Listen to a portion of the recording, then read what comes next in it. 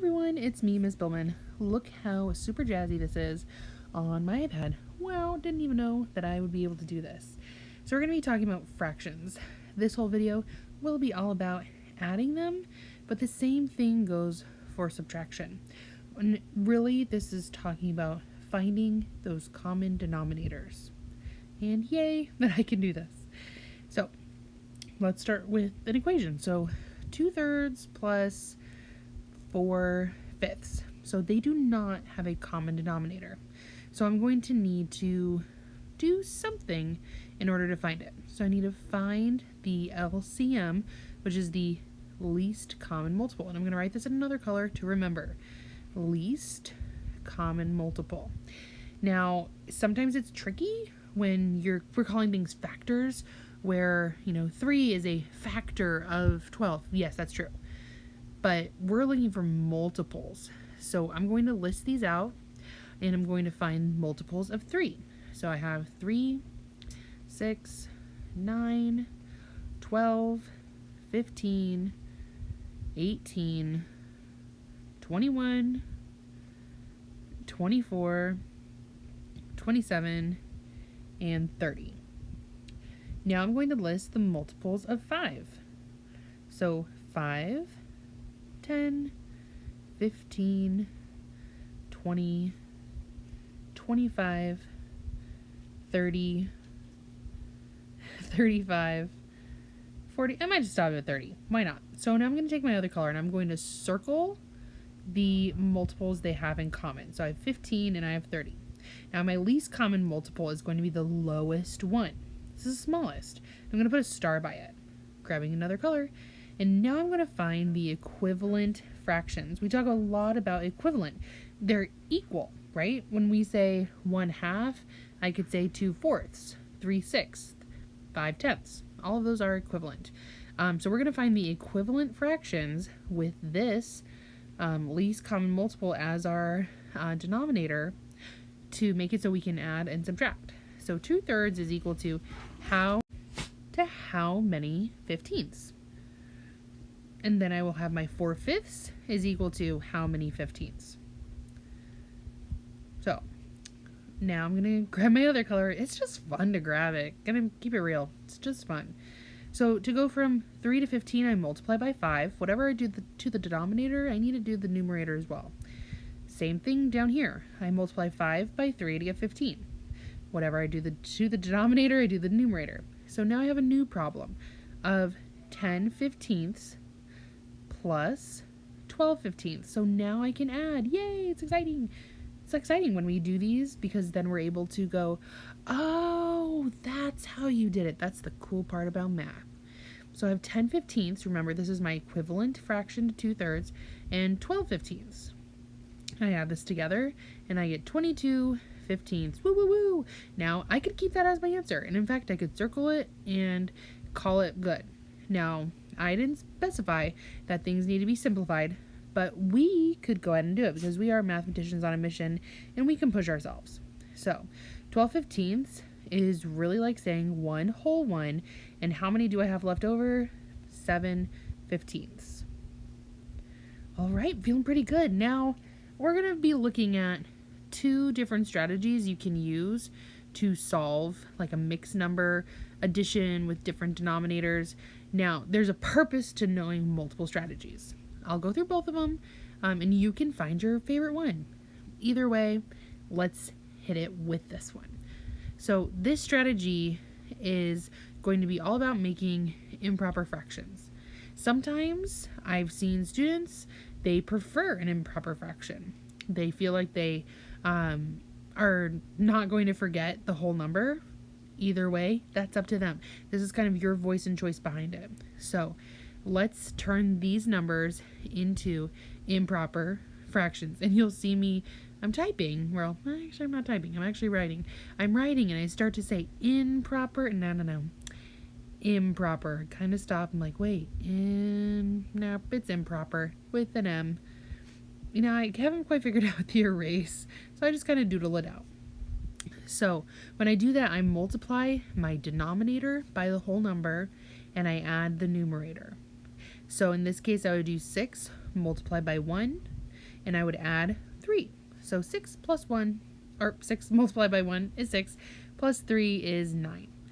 On this one, I would multiply 5 by 2, add 4, and get 14. So I have 9/6 over on the left, and I have 14/5 over on the right. Now I'm in need of a common denominator. I can go back to what I know about finding common denominators, and let's start listing some multiples.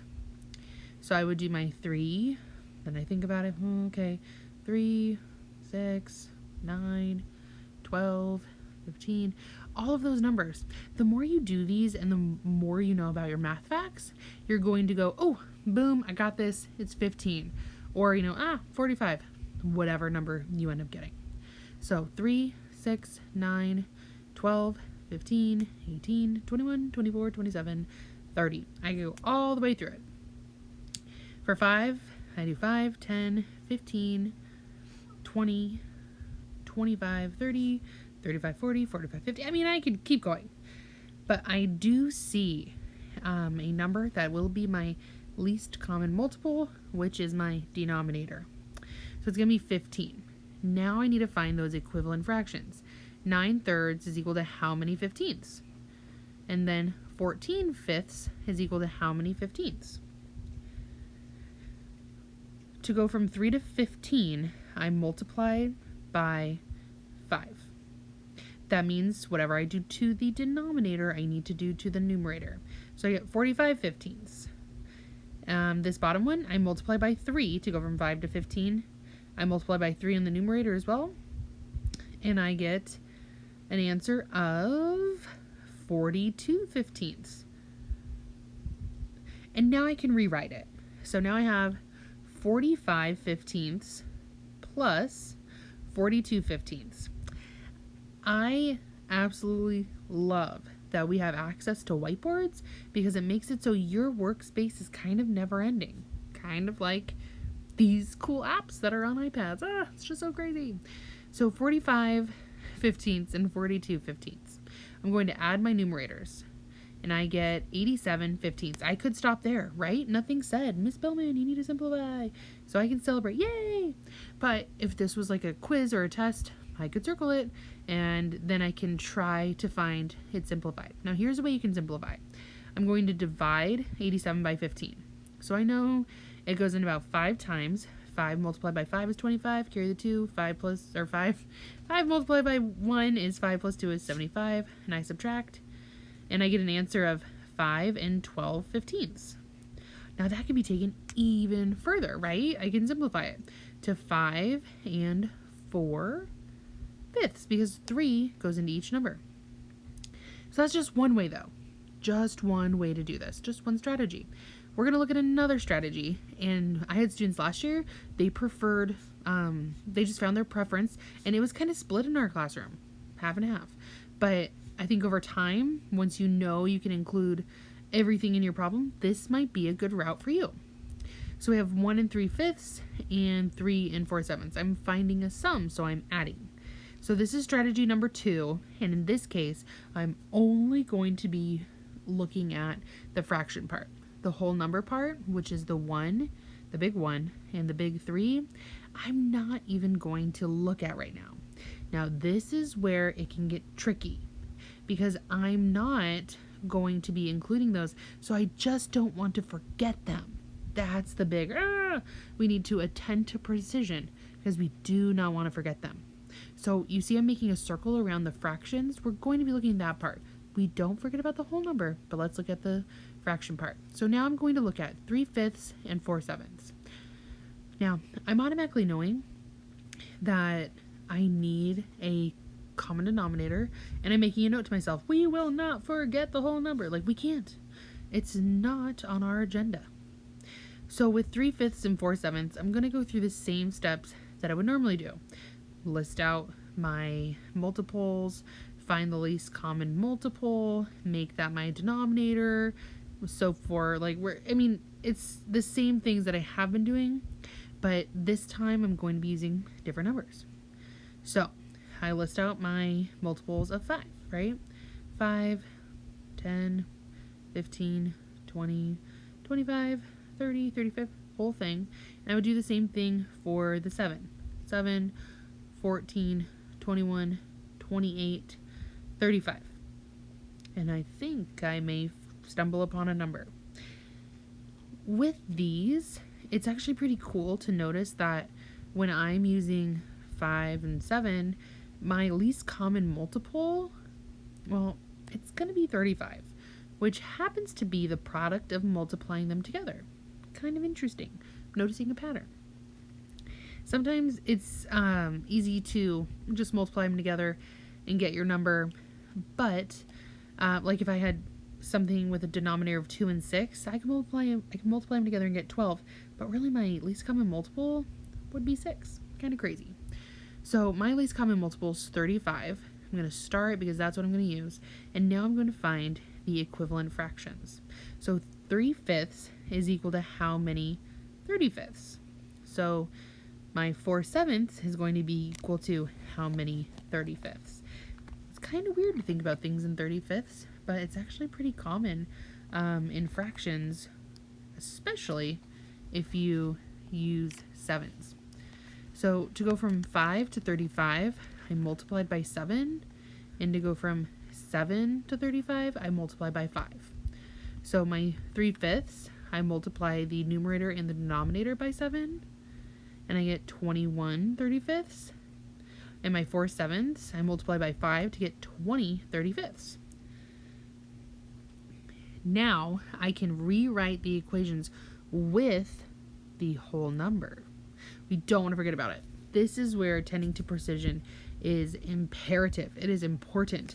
We need to make sure we include it all. This, like, if you are not making sure you're using all of the numbers, it's going to be a total train wreck. So I have 1, and my 3/5 is actually now 21 35ths, and my plus 3 and 20 35ths. Now I'm back to a regular question that has the same common denominator. So I add the whole numbers, that equals 4, and then I will add my 21 and 20, which is equal to 41 35ths. So 41 over 35. I could say it like that too. Yay, I'm really proud of myself. I figured this out. This is another strategy I have. Or I can find it even simplified down to 5 because I made a whole one. And how many did I have left over? I had 6. So 5 and 6 35ths. I'm feeling pretty confident with this. And I know that I will upload another video. It's a great excuse to use the iPad. So when we're doing math, and we talk about it a lot, that we really need to know multiple strategies. But there's always that why. And I know in class, I ask you guys that why, or how do you know? Why do you think this?